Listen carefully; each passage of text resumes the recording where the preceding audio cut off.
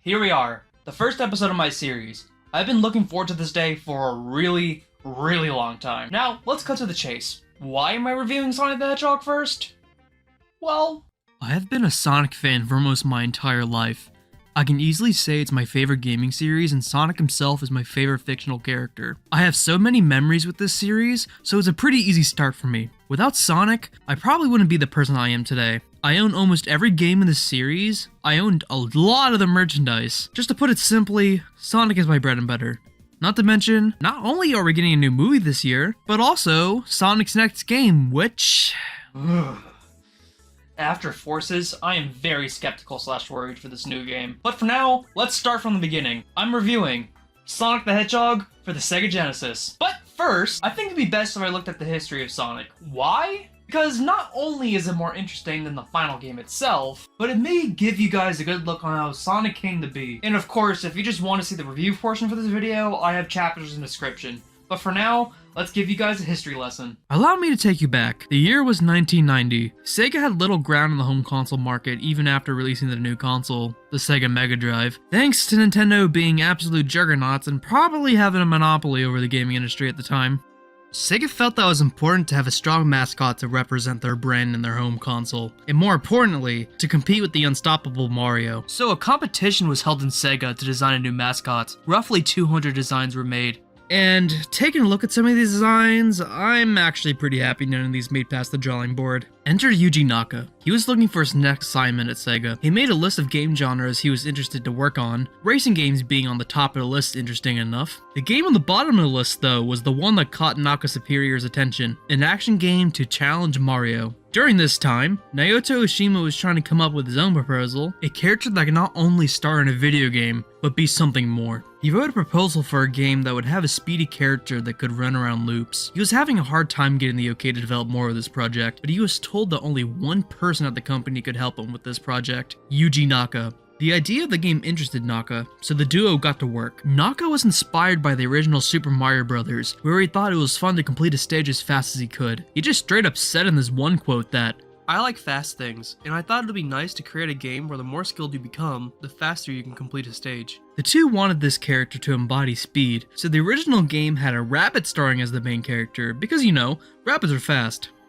This rabbit design tied into the mechanics for the game, which had the rabbit pick up different kinds of items with his ears and throw them at enemies. Naka was very persistent that the game only used one button for actions, so over time they realized that the concept of picking up items would severely interrupt the flow and speed of the gameplay, so it was scrapped. While thinking of new concepts, Naka revealed an idea that he was keeping himself to use in his own game, not relating to Sega. An attack that would let the player roll into a ball to attack enemies with. This would also let you roll into a ball during regular gameplay, allowing you to roll around the level. With this new concept in mind, the whole rabbit thing started to make a lot less sense, so they went back to the drawing board to design a character that could not only just be cool looking, but also have a cool personality. A lot of concepts were thrown around, like a panda, an old man with a mustache, some dog creature thing, and something pointy like a porcupine. But with the ball rolling thing in mind, they debated between animals like hedgehogs or armadillos. And at this time, Oshima booked a trip to New York, where he conducted a test. He had 3 designs ranging from a blue hedgehog, an egg-shaped old man, and a dog thing on a board in Central Park. Out of everyone he talked to, the hedgehog was the easy favorite, followed by the old man.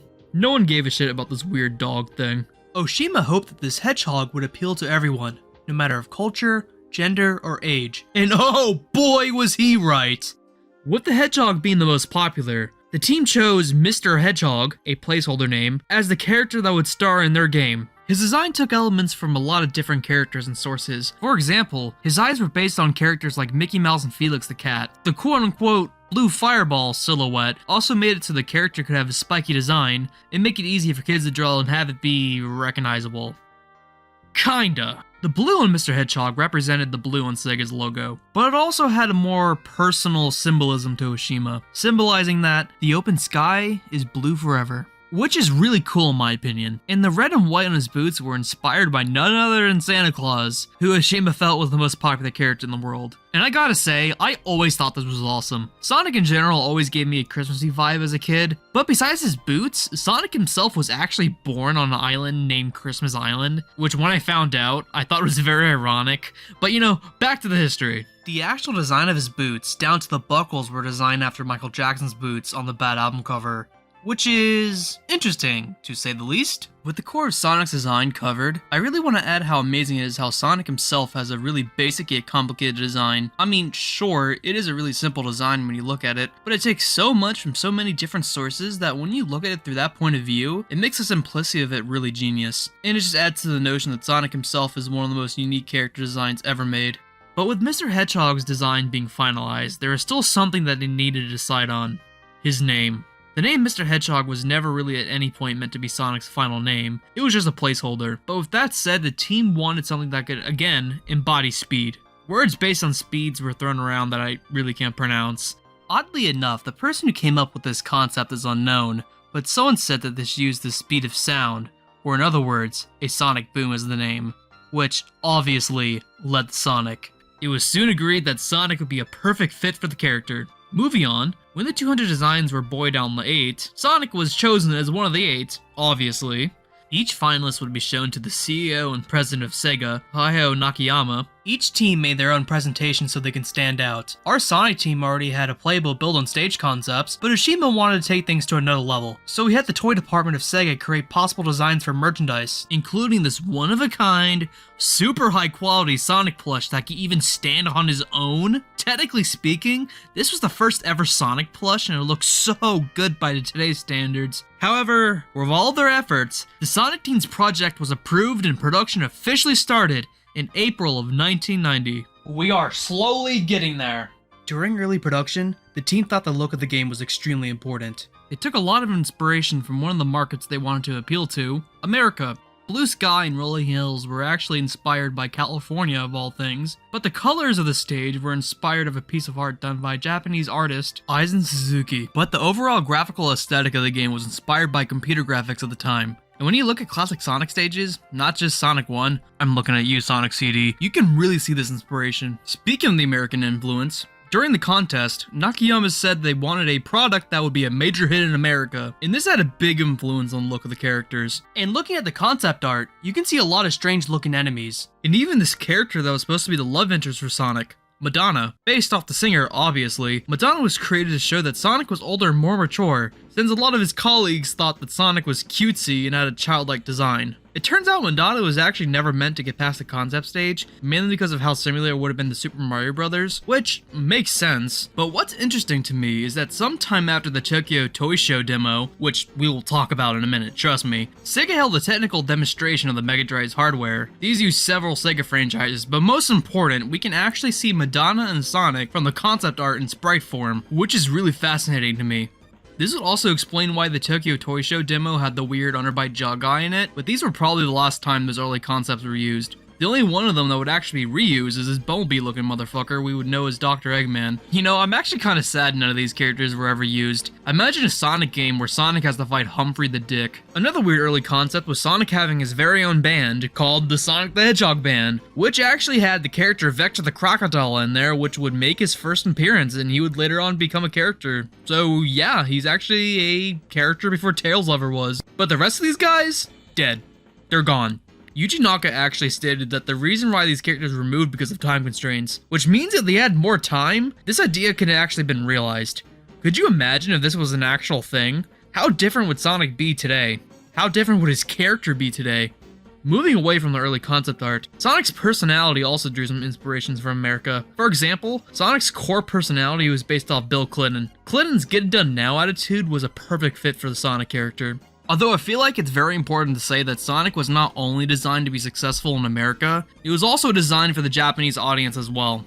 So Sonic only being designed to be successful in America is actually a pretty big misconception. Speaking of the Japanese audience, first time Sonic the Hedgehog was ever shown to the public was at the 1990 Tokyo Toy Show, almost an exact year before the game's final release. This demo existed way before they even added the loops to the game, so all Sonic could do is just run across the stage. The funny thing is, the devs wanted the game to look more polished than it actually was, so they actually beefed up the game, even adding 7 layers of parallax scrolling, which is actually pretty impressive. And as stated before, the weird jaw guys in this demo, seen in these screenshots. Even Sonic's sprite seems to be much more fluid in the final game. His standing sprite in particular looks much more expressive. One of my personal favorite details is the sign Sonic can run past that says, "You are welcome." Ever since I first discovered this early demo, I was fascinated by it. I always wanted to play it for myself, even if it's a small demo. But you know what the worst part is? Yuji Naka wanted to include this in the Sonic Mega Collection, but the literal dinguses at Sega lost the file! Imagine losing the file for your most important franchise. The original demo for Sonic is just gone. It's likely the game is somewhere at Sega, but the fact that it wasn't properly documented is a huge crime. And the worst part is the way things are nowadays, even the files were found, it is likely that it'll never be released for us to play, which makes me really sad. As production continued, they refined the formula, gameplay, and Sonic's character and world. As they continued to do this, they soon realized that they needed a villain for Sonic to fight against. And looking back at some of the unused early concept designs, the old man with the mustache was used as the antagonist of the game, giving the theme of a nature versus technology theme, which I actually think is pretty cool. They also went with this character design because, like Sonic, it would be really easy for kids to draw. And just like that, one of the most recognizable video game villains of all time was born, Dr. Eggman, or Dr. Robotnik. Let's just get this out of the way. The American versions of the game call him Dr. Robotnik, while the Japanese call him Eggman, but it actually has been confirmed like 10 freaking years ago that his name is actually Dr. Ivo Robotnik, but the characters just call him Eggman to make fun of his shape. Now, from here on out, the game made appearances in other electronic shows and promotional images and whatnot, which if I went over all of that, we would literally be here all day. But I would at least like to show you some of these screenshots that show some concept art for early stages. Some of these are really cool and I would like to see them in the final game. Not to mention the early screenshots of the actual game itself. A lot of these stages seem to have different obstacles and enemies from later on stages. At one point, there's this ball thing that kind of chased you around. I believe it's the same sprite used in the Green Hill final boss. Now, for the most part, this covers the entirety of the history of Sonic the Hedgehog, and obviously, it was successful. But one of the major things I glanced over was the westernization of Sonic, which I'm not a big fan of. To quickly summarize, in true American fashion, it felt like it was important to change Sonic's look, even though Sonic was clearly designed with American audiences in mind, but whatever. At the end of the day, I guess it doesn't matter too much since Sonic was still wildly successful anyway, but the Japanese art is just superior in every way. He's so much more expressive than American Sonic is. Like in most art, the American Sonic is just doing the exact same smile every time. Not to mention Sonic just looks kinda strange. I really hate the mohawk look they gave him, but I suppose 90s kids didn't notice or care too much. Besides the actual designs, the biggest changes were the box art. Although I can't deny how iconic these American box arts are, I vastly prefer the Japanese originals. The whole computer graphic inspiration was really nailed here. I also love the small details, like this quote from Sonic himself. Don't just sit around and waste your precious time. When you want to do something, do it right away. Do it when you can. It's the only way to live life without regrets. Man, I know these quotes are just common knowledge by now, but I love it so much. This quote actually inspired me to keep going on with this video. Truly amazing. Alright, I got that out of the way. Now, if you guys want to see me go more in depth with American Sonic, I could just make a Sonic history video that fully covers the American Sonic / the weird Sonic Bible origin story. Just let me know if you guys want to see that in the comments. But without any further ado, let's get into it. Let's review Sonic the Hedgehog. Now, of course I'm going to be reviewing the original Sega Genesis version of this game. I like to be authentic when I can. The starting screen for this game is just iconic. It's simple yet effective. Something cool is that a lot of the Sega games at the time used this kind of emblem type thing for the title screens. A pretty neat fact. Now, this game actually does have a story, so let's cover that real quick. Somewhere on Earth, specifically on a mysterious island called South Island, there exist 6 Chaos Emeralds that have unknown power. Dr. Eggman, having learned about the emeralds, set off to South Island to find and use their power for his machines. Having set up a base which he calls Scrap Brain Zone, Eggman kidnaps the animals that live on South Island and puts them to his badniks to search the island for the emeralds. Sonic just so happens to be on South Island during this time. He learns what Eggman is up to and instantly chases after him to stop his plans. And that's it! The story is really basic with it being a game from the 90s, and that's literally a non-problem. But honestly, there's more to it than you would think. Or you could be not thinking about it, like just not caring and playing the game. But I just want to throw out there that South Island in the world of Sonic exists on Earth, meaning that the classic Sonic games have always took place on Earth, except for CD, which takes place on a little planet, but the Sonic world is known as Earth, and the humans have always existed. I mean, Eggman's a human. It's just that it's common for anthropomorphic animals to exist, so humans don't really care. So the whole Sonic being with humans is weird ordeal never really made sense to me. But my weird rant aside, if you've never played a classic Sonic game, it's not your typical 2D platformer. Sonic the Hedgehog is a momentum-based platformer, meaning that you have to build up your speed and keep it going if you want to go fast. I love this gameplay. It's not perfect in this game, but as the classic Sonic series goes on, it's some of my favorite gameplay styles and easily my favorite type of platformer. It's everything I want out of a platform game. Sometimes you might have to go left instead of right. The level designs can be really expansive with levels having multiple pathways to take. I'm still discovering new things to this day in games like Sonic 3 despite playing those games more times than any human probably should. And nothing can compare to the satisfaction I get when I build up enough speed just to get to the higher portion of the level, or rolling down a hill only to land on a badnik that sends me flying to the air. No better way to explain it than just being pure fun. But in Sonic 1, there's a speed cap. Yep, meaning that Sonic's ground speed will always stay the same once he's actually running, even if you're running down a hill. Why? Well, I actually tried looking for this answer, but it's actually debated whether it's a bug or not. But either way, it actually does hinder a lot of the fun I can have with this game. I guess the simple fix is just curl to a ball and roll down the hill, but the fact that it exists in the first place is just a little silly, considering how the devs wanted to create a game that's high speed. Speaking of bugs, there's a spike glitch that can kill Sonic immediately even during instability frames. Even knowing about this glitch's existence, I still get very nervous when I'm traveling over spikes, because if you fall once, it's game over. Also, this glitch you can do at the end of Labyrinth Zone Act 2 by holding down. It's not a Sonic game without its glitches.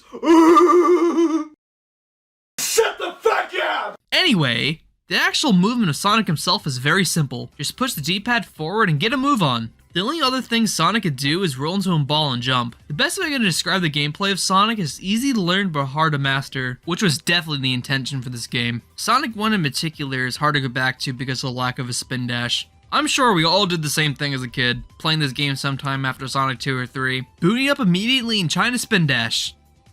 Where is the spin dash?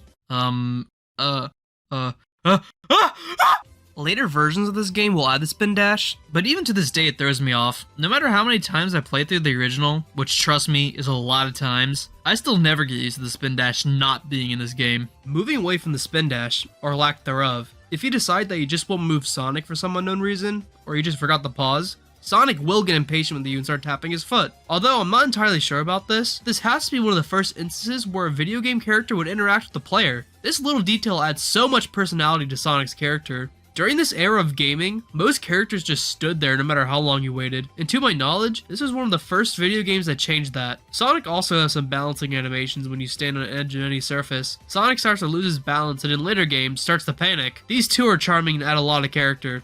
Sonic can also collect rings as you go through this stage. To put it simply, rings are basically life insurance. If you get hit, they fall out of Sonic and you have to gather them again. This basically assures you that you won't just start running and die instantly for some badnik on the ground. And that was actually the intention. Yuji Naka added the rings into the game because he saw that people would just immediately run at full speed despite being their first time. Naka thought that people would just play the game at a slower pace the first time around. So the rings were added just so you aren't dying 24/7, and thank God the rings are added because it would make the game a million times harder without it. Even the way the rings spread apart were designed so you would run into them again after recovering from a hit.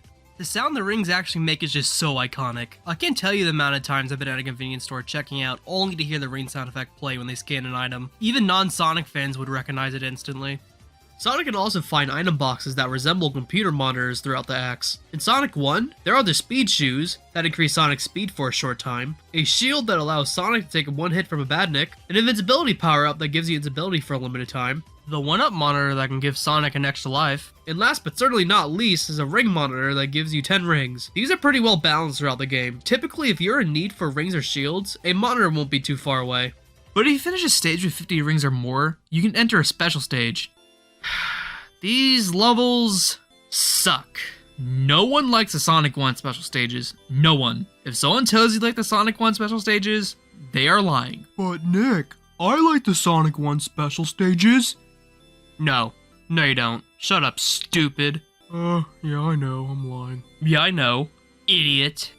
But jokes aside, this is a pretty good segue because I can get these out of the way first. Sonic can go through 6 different maze-like stages to get one of the 6 Chaos Emeralds. And as I said before, these just suck no matter which way you look at it. All you can really do is just jump and pray you won't end up in the goal circles. I honestly couldn't be bothered to complete them all before the making of this video. The only thing that changes if you do so is alternate cutscene at the end, which I do have to admit is really cool, but it's not worth the trouble really. And if you don't collect them all, Eggman just taunts you with them. Like, cool dude, you can just keep them. So now that we've covered the gameplay, the rings, the special stages, let's get into the core of the game itself, the zones. Sonic the Hedgehog has 6 main zones to go through, and each have 3 levels within called acts. Typically the end of each third act is a boss for Sonic to fight. These can range from some of the easiest bosses you've ever faced to extremely infuriating. Now 3 acts as compared to the other games too can seem like a little much, but a lot of these stages are very short, so it doesn't really matter. The goal of each act is simple, just reach the goalpost. I always really liked these when I was a kid. It's funny to think that Eggman just placed these everywhere with Sonic's facing the other side because he knew Sonic was going to catch up to him sooner or later. Even in the beta, Sonic had this victory animation that would just have him jumping around over and over again. It's really funny stuff. In every zone, there are enemies for Sonic to fight against called badniks. As stated before, these are Eggman's robots, themed after bugs or animals. Killing them is really easy. It's just a matter of finding the right spot for some. The thing I like about the badniks is instead of literally murdering them, you free the animal friend that's inside whenever you destroy one, which is actually one of the other goals for the game besides just stopping Eggman. Something else I like about the badniks is that every stage features new ones. So in Green Hill you'll see bug-themed badniks, while in stages like Labyrinth Zone you'll see some fish badniks. So it doesn't get visually boring seeing the same enemies in every stage. Now the zones themselves range from pretty good to why? Literally why? But let's take a deeper look in that. Green Hill Zone. What is it to say that hasn't already been said? Green Hill is not only the perfect starting level for Sonic 1, but it's one of the most iconic starting levels of any video game. For better or worse. Green Hill not only looks good, I mean the parallax scrolling just adds so much to this game. Tokyo Toy Show. But the level itself is just so much fun to play. It really nails everything the developers set out to do. The sense of speed this level gives off is just great. It's perfect for teaching the player how the game works. And if the player gets curious and explores, they will be rewarded with monitors that gives rings, lives, and shields. Not to mention the music. Man, is it good. The boss for Green Hill is also a good starting boss. Even casual players will have no trouble defeating it. You can actually start attacking the boss before it even starts. It's what I normally do. Alright, Sonic can now free his animal friends, and we're off to Marble Zone. Literally the opposite of what Green Hill said. A 180. A complete 180. Where do I even begin? Nothing about this level emphasizes speed. You just move blocks, stand on blocks, occasionally get hit by the Caterkillers because they're just annoying, get crushed because the collision in Sonic 1 is a bit iffy, fall in the lava, repeat for 3 acts. The only enjoyment I get out of this level is doing the weird jump glitches Sonic. I've been doing it ever since I was a kid and I still get a kick out of it. I don't really know why or what causes it to happen. It even happens in Green Hill sometimes. Ugh. There's hardly any alternate paths to take. The only thing I know of is this area you can get an extra life, but the problem is it's not even worth getting because you have to go all the way back by riding on this stupid block and then all the way back to the area you're supposed to be going in. Maybe it would have been worth it if there was this little shortcut you could take, but nope. Even the music in this level is just mid at best. There's hardly any redeeming qualities about this level. It's so weird because the devs were so adamant about making fun levels that are like roller coasters, but this is like one of those kiddie rides that sucks shit. As the second zone, it doesn't leave a nice impression. It does nothing the devs set out to do. If it was a zone later on during the game, then maybe it could be fine, but as I see it, you have so much fun with Green Hill Zone though when you get to Marble Zone, the immediate stop just makes you have that feeling. Even the boss is pretty lame. I suppose a lot of the issues with this game can just get the first in the series excuse, but it doesn't make stages like Marble Zone any more fun to play. Spring Yard Zone. Definitely better than Marble Zone by a long shot, although there's still a lot of obstacles that slow you down.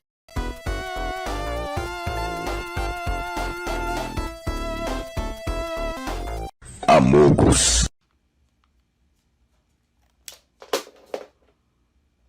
If I'm being honest, there's not a lot to say about this level. It's not bad, but not great either. It's just okay.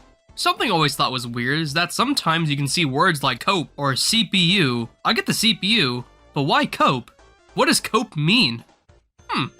Apparently it's an acronym for something, but I can't find a good source to tell for sure. If someone out there miraculously knows the meaning of it, please do tell. You know, this technically is the first casino level in Sonic. And I'll be honest, I had no idea before making this video. I mean, sure, now that I look at it I can kinda see it, but the beta Spring Yard looks so much cooler! You can totally see the casino theme here. The final just looks like some random place, like whatever level, but the beta? Much better. I wonder why they changed it in the first place. but the boss of Spring Yard is probably the easiest yet. I know I didn't go as in-depth with this level, but that's honestly because there's not a whole lot to talk about. But don't worry, I have plenty to say about Labyrinth Zone. Oh brother, where do I begin with this one? Let me get the good out of the way. I love the way this stage looks. The colors are really nice and pleasing to look at, but looking at the concept art for the stage, it makes it look a million times better. But I'm fine with the way it looks in the final game. Alright, that's it. In all seriousness, I don't hate the layout at times, but the problem with the stage is that it's just annoying. This is when we find out that Sonic can't swim. Why can't Sonic swim? Well, they thought it'd be a good idea for Sonic to have a weakness. So Sonic just can't swim. Sonic is fast, and when you sink in water, you can't just really run your way out. So Sonic not liking water makes sense, but the way the stage handles it is just not good. It's not the way Sonic controls underwater. That's fine, I guess. It's everything else. The enemy placement sucks. It's oddly punishing. I don't think they took into account that Sonic is not nearly as fast underwater, so Badniks can be a chore to get past. You will get hit sooner or later, especially by Orbinaut. Issue number 2. The bubbles. Sonic can't breathe underwater, so if you spend long enough underwater, a countdown will start and you need to find an air bubble fast. The problem is, sometimes it'll take longer to get to the bubble than it takes for the timer to stop. This has only happened a select few times during my last 20 or so playthroughs, but it's annoying, and it will happen to the player sooner or later. The worst part is, you can't even go to another air bubble spot because it'll take longer to get there depending on where you are, so you just have to sit there and face that feeling of dread, praying a bubble will float up, and that childhood fear always comes back whenever you play this game. You know, there's actually an unused sprite for this game that has Sonic gasping for air. I wish it made it to the final game. It would make drowning less scary. And don't get me started on the boss. It's not terrible, it's just really annoying to get past. I hope you'll have a lot of rings during this fight. You'll need them. Labyrinth Zone is just genuinely considered the worst level of the game, and I sadly have to agree. I like a lot about the zone, except actually playing it. I can't seem to decide if I suck at it or if I'm really good at it. Sometimes I can go through it without dying once, but other times I'm dying all the time. Oh, speaking of dying a lot, if you ever need it, on the title screen, press up, down, left, and right, hold A and press start. You can access the level select and pick up where you left off. Don't be afraid to use it when you're having a hard time in Labyrinth Zone. Just don't use save states. I mean, come on. But thankfully, other games would have much better water levels, and after Act 3, there will be no more Labyrinth Zone ever again.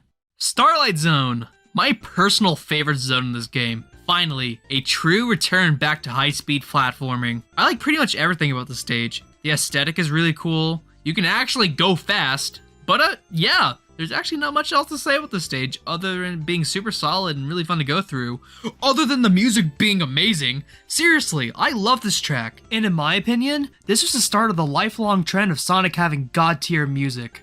This soundtrack was actually composed by the Japanese music duo Dream Come True's Masato Nakamura. While making the soundtrack for this game, Nakamura had the mindset of making a soundtrack for a feature-length film, not a video game, which is just cool. They set the standard of Sonic not only having good video game music, but just good music in general. Oh, and the boss of the stage is just another Sonic 1 boss. Pretty easy to beat. Scrap Brain Zone. The final zone of Sonic 1. This zone set the standards of future final levels for the Sonic series, having a mechanical theme, which of course means a lot of obstacles and badniks everywhere throughout the level. This zone will put your platformer skills to the test, so be ready. There are some pretty annoying obstacles in the stage, but those are actually intentional. This is Eggman's base, so of course he would put traps that would literally stop Sonic. Sure, it's kind of annoying to play sometimes, but knowing it was made that way makes me appreciate it in a way.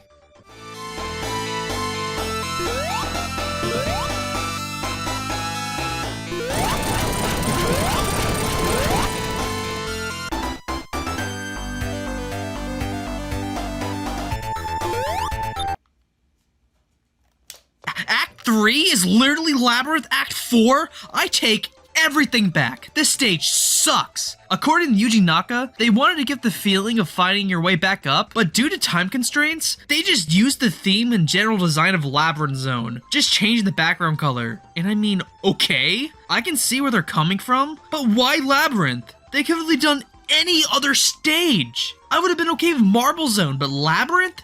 That's just no. It's like they knew people would hate the stage, but I won't rant about it too much longer. At this point of the game should be able to handle it no problem. It just sucks that Labyrinth gets another level. But the end of the stage leads into the final boss of Sonic 1. Final Zone. This is where we fight the final boss, the Egg Crusher. It's okay, it's a lot of waiting. The stage doesn't give any rings, but honestly, you don't really need them. It's just dodging laser ball things and hitting Eggman when he's down. It takes 8 hits to beat, but it honestly feels a lot longer because of how long it takes. But when you beat it, Eggman makes an escape, and you actually have the option of kicking Eggman while he's down.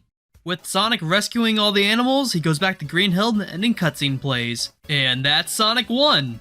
I'm really stating the obvious when I say Sonic the Hedgehog was a really successful game. Not only were they successful in making an action game that could challenge Mario, but they were successful in making one of the most popular characters of all time. As the first game in the series, I really can't say much bad about it, because every first game in the series is more or less a test to see how future installments will work, iron out what doesn't work, and improve what does work.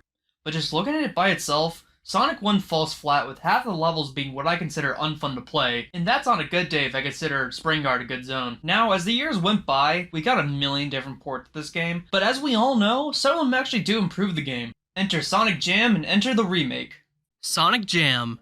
A Sega Saturn game released in 1997, it was the first Sonic game compilation. What makes it unique, just besides Sonic World, is that the Genesis games were not emulated, they were actually rewritten for the Saturn, and on top of that, every game has bug fixes and general improvements, with the most apparent being in Sonic 1. The biggest fix out of the way, it fixes the spike glitch, which is awesome. But easily the best change in this version is the addition of the spin dash. This rocks! It makes up for some of the most boring parts of the game. Now in Labyrinth Zone, you can just spin dash your way through the level. You could even break some of the parts of the game because it clearly wasn't designed for the spin dash, so you could do some crazy stuff with it. One of the more interesting changes to me is that they fixed the level select order, so now it's in the actual order of the game. But unfortunately, they did not fix the speed cap. Kinda surprised they didn't fix it, honestly. But the spin dash makes up for it. Overall, this is the way I used to play this game. The changes don't fix most of the issues I have with the game, but it does make it more fun to play. But nowadays, I don't really feel like going out of the way of hooking up the Saturn only to play Sonic 1. Not to mention these games are getting old, and Saturn games are pretty brittle, so I don't want the risk of ruining a game that's over $300 now. Might seem silly to some, but I replay the classic Sonic games at least every month or so I just stick with the Genesis version. Now let's fast forward all the way to 2013, when we got a full-blown remake of the game, and it was made by a fan.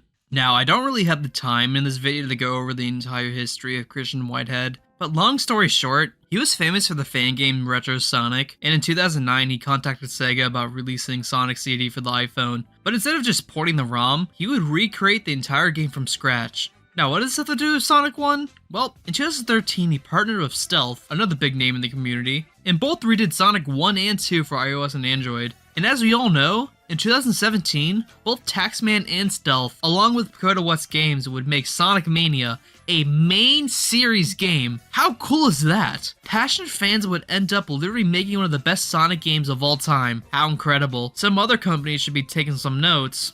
Now, before I get sidetracked, let's go back to the mobile port of Sonic 1, because no surprise, it's the best and a definitive way to play this game. The game was built from the ground up, so things like the speed cap and other weird little glitches are just completely non-existent. Even the fun ones like the Marble Zone were a Sonic jump glitch, so now I'm just a bit sadder while playing Marble Zone. And obviously, the spin dash is here too. They even added Tails and Knuckles. Knuckles being especially cool, because when you plugged in the Sonic 1 cartridge into the Sonic and Knuckles cartridge, it just took you to the no way screen. But the best change to this is obviously the game is now in 16:9, which actually changes so much. You can better see upcoming obstacles and enemies. Now, I never really found the 4:3 thing being an issue, but the fact the game is in 16:9 now makes the Genesis versions really hard to go back to. Not to mention the removal of the speed cap really makes the Genesis version hard to go back to because it just makes the game more fun. But of course, stuff like Marble Zone and Labyrinth is still as annoying as ever. But the improvements of this version make it at least tolerable. Now all this sounds great, right? Well, it is, but of course, like everything, there's a catch. Yes.